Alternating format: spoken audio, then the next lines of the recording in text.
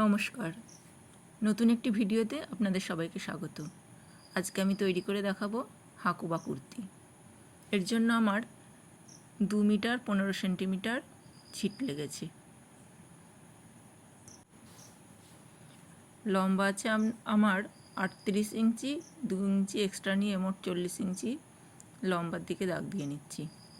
এরপর আমার 36 বডির জন্য 4 ভাগের এক ভাগ হচ্ছে 9 ইঞ্চি এবং 1.5 ইঞ্চি এক্সট্রা। 15 শোল্ডার, তাই পুট নিয়ে নিয়েছি 7 ইঞ্চি এবং আর্ম হোলে দাগ দিয়ে নিচ্ছি 6.25 ইঞ্চিতে। এবার দাগগুলোকে স্কেলের সাহায্যে সমান করে নিচ্ছি। এরপর দাগগুলোকে স্কেলের সাহায্যে সমান করে নিচ্ছি। আর্ম হোলের শেপের জন্য পিছনের আর্ম হোলের জন্য 1.5 ইঞ্চিতে দাগ দিয়ে সেটাকে আর্ম হোলের শেপ দিয়ে নিচ্ছি এবং ফর্মড আর্ম হোলের জন্য 1/2 ইঞ্চি ভিতরের দিকে ঢুকিয়ে স্কেলের সাহায্যে সমান করে নিচ্ছি এবং কোনাকুনি 1 ইঞ্চিতে দাগ দিয়ে আর্ম হোলের শেপটি কেটে নিচ্ছি।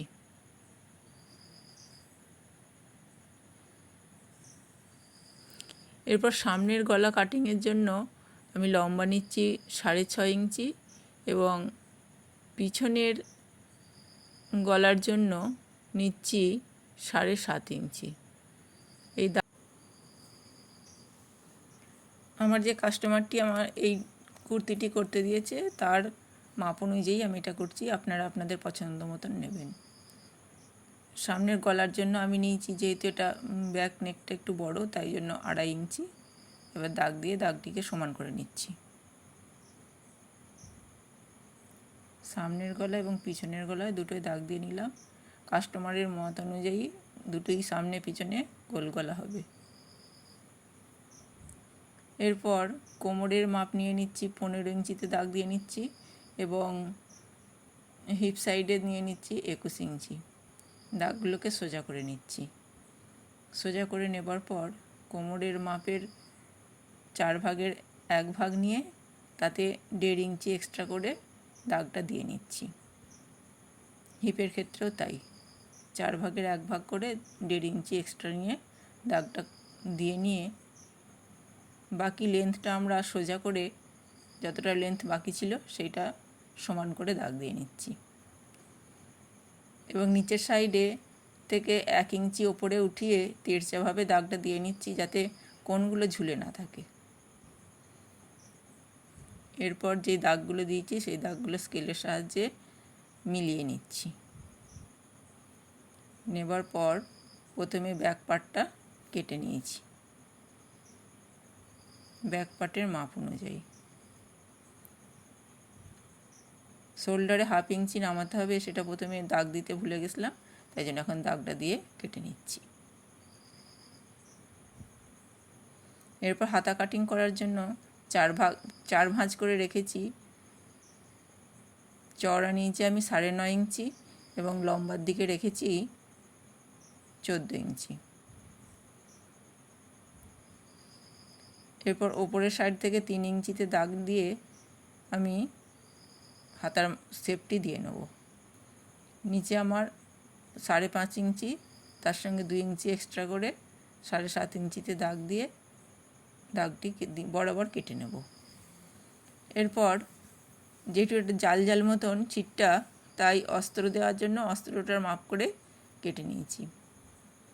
গলা পট্টি যেহেতু লাগাতে হচ্ছে না অস্ত্র লাগানোর জন্য, সেহেতু ওই অস্ত্রের অংশটার উপরে দুটো সামনের সাইড সামনাসামনি বসিয়ে সেলাই করে নিচ্ছি।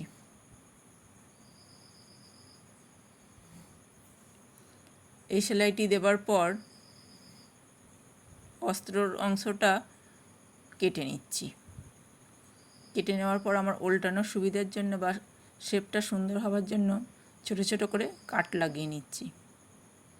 এই কাটটা এমনভাবে লাগাতে হবে যেন সুতো সেলাইটা পর্যন্ত না যায়। এরপর উল্টে নিয়ে একটা করে চাপ সেলাই দিয়ে নেব।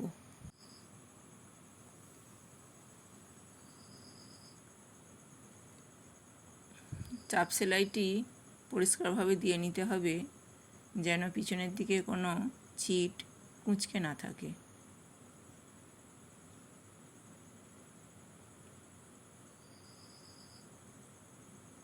চাপ সেলাইটি দিয়ে নেবার পর এবার উল্টে নিয়ে এর ওপর দিয়ে আরেকটি সেলাই দিয়ে নেব, যাতে মজবুত হয়।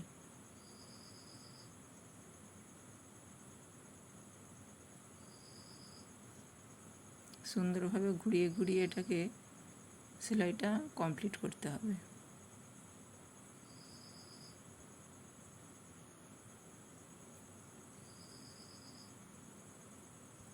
একইভাবে পিছন অপর সাইডটাও করে নিচ্ছি।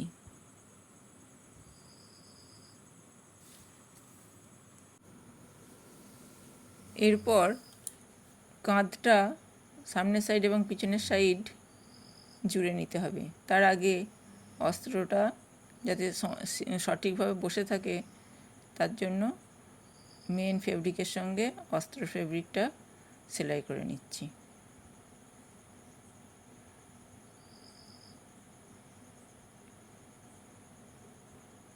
সেলাই করা হয়ে গেলে বাড়তি যে অংশগুলো সেগুলো ছেঁটে নিতে হবে।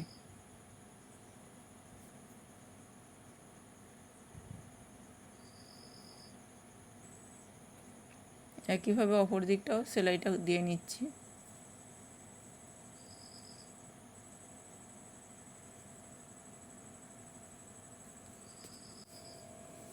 এরপর বাড়তি যে ছিটগুলো রয়েছে সেই ছিটগুলোকে কেটে মেন ফেব্রিকের সঙ্গে সমান করে নিচ্ছি।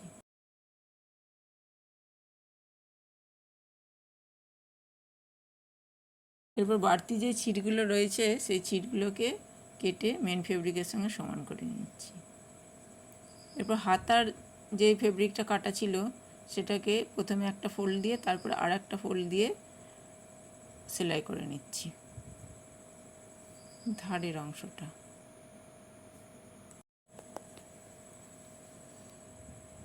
পুরোটা সেলাই দিয়ে নেবার পর অন্য হাতাটাও একইভাবে সেলাই দিয়ে নেব।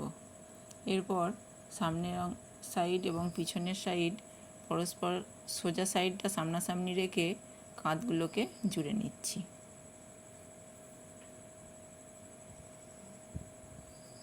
প্রত্যেকটা সেলাই ডবল ডবল করে দিতে হবে, যাতে কোনোভাবে সেটা খুলে না যায়।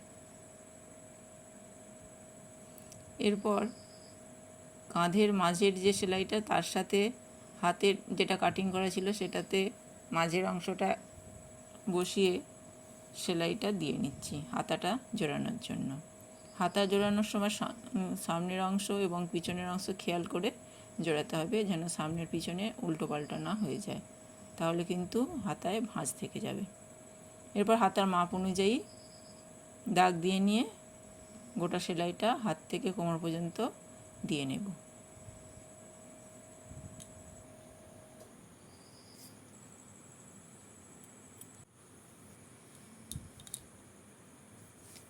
কোমর পর্যন্ত সেলাইটা দিয়ে নেবার পর ঘুরিয়ে নিয়ে ডবল করে সেলাইটা দিয়ে নেব।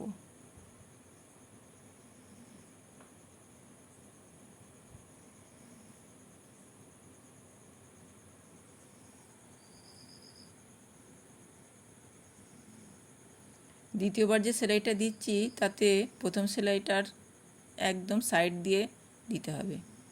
এরপর ফাড়ার অংশটি ডবল করে মুড়ে নিয়ে সেলাই দিয়ে নিচ্ছি 1/2 ইঞ্চি পরিমাণ। জয়েন্টের জায়গাটাতে এসে খেয়াল রাখতে হবে এখানকার সেলাইটা যেন মজবুত হয়, তার জন্য বক্স করে ঘুরিয়ে ঘুরিয়ে সেলাইটা দিয়ে নিতে হবে।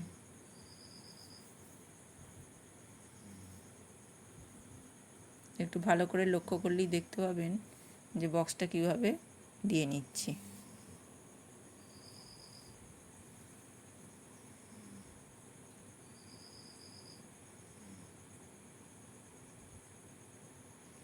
বুঝতে যদি অসুবিধা হয় মাঝে মাঝে পজ করে আবার ব্যাক করে দেখে নেবেন।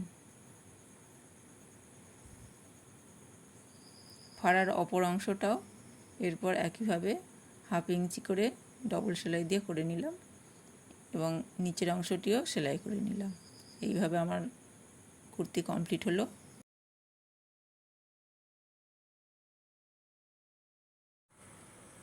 ভিডিওটা দেখার জন্য সবাইকে ধন্যবাদ।